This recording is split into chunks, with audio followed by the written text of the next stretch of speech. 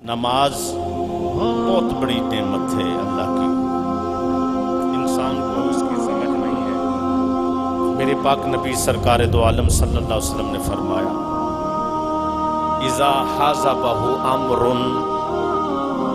جس وقت بھی امت پہ کوئی تکلیف آئے، فوزع الی الصلاۃ، اس کو چاہیے کہ وہ نماز کی طرف آ جائے۔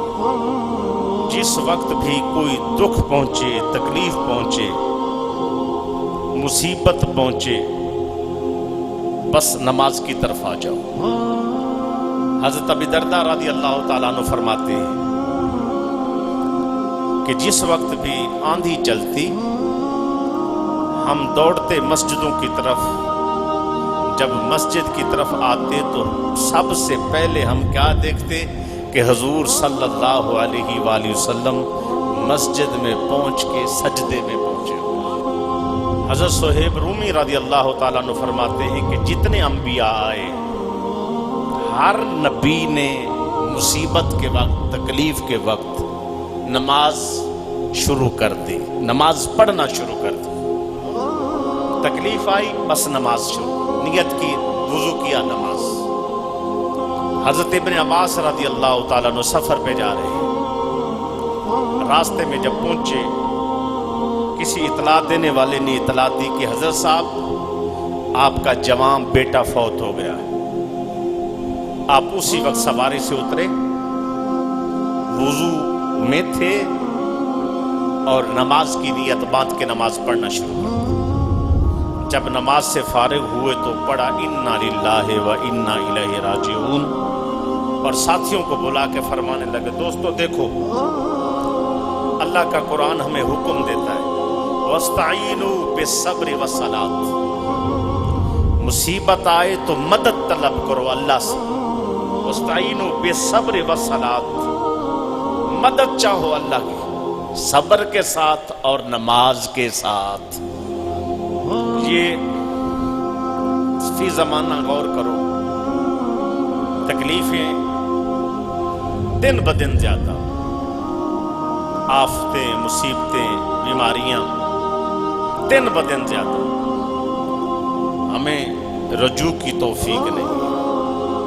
ہمارے پاک نبی کا طریقہ یہ ہے کہ تکلیف پہنچی نماز، صحابہ کا طریقہ نبی تکلیف پہنچی نماز، اور حدیث پاک وَإِذَا حَازَبَهُ أَمْرٌ فُزِعَ إِلَى الصَّلَاةِ، جب دیکھو کوئی مصیبت پہنچی بس نماز پڑھنا شروع کر دو۔ یہ ام کلثوم رضی اللہ تعالیٰ عنہ، آپ کا شوہر کا نام ہے عبد الرحمن، تکلیف ہوئی، بیمار تھی، سکتہ ہو گیا کہ آپ ہل نہیں سکتے۔ جب دیکھا کہ اب ان میں جان ہی نہیں ہے، اٹھی اور نماز پڑھنا شروع کر۔ جب نماز پڑھی تو تھوڑی دیر کے بعد ان کو ہوش آ گیا۔ جب ہوش آیا تو ان سے پوچھا گیا کہ یہ آپ نے نماز شروع کی، ان کو ہوش آ گیا۔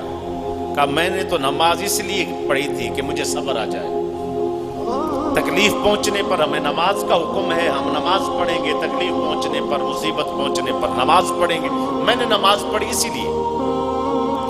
اب اس کے بعد یہ ہے کہ جب ان سے پوچھا گیا کہ آپ کہتے ہیں کہ 2 فرشتے میرے پاس پہنچ گئے تھے اور وہ مجھے بلا رہے تھے کہ آ جاؤ۔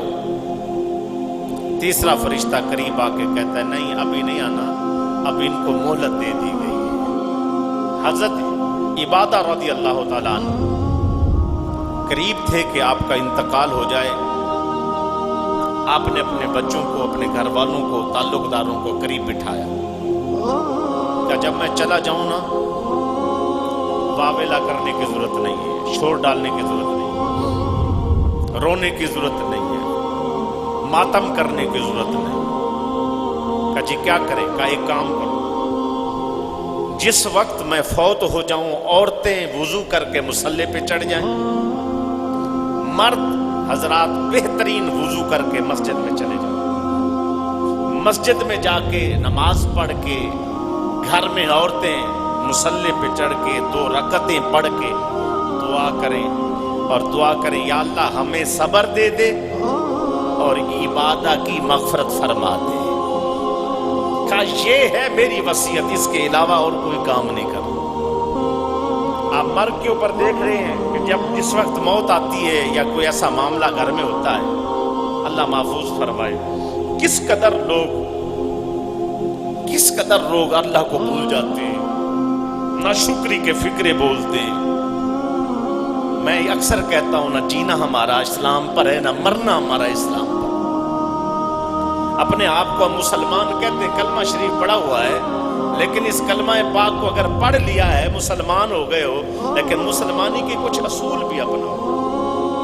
عبداللہ بن سلام رضی اللہ تعالیٰ عنہ فرماتے ہیں کہ جب بھی میرے پاک نبی صلی اللہ علیہ وسلم کے گھر میں تنگی آتی رزق کی، جب کوئی اور مشکل آ جاتی، جس وقت بھی یہ معاملہ ہوتا تو حضور صلی اللہ علیہ وسلم حکم دیتے وَأْمُرْ بِالصَّلَاةِ وَاسْتَبِرْ عَلَيْهَا.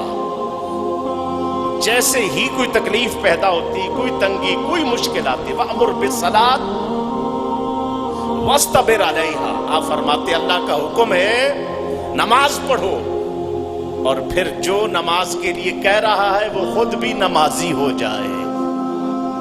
تنگی آنے پر، مصیبت آنے پر حضور صلی اللہ علیہ وسلم گھر میں نماز کا حکم دیتے تھے.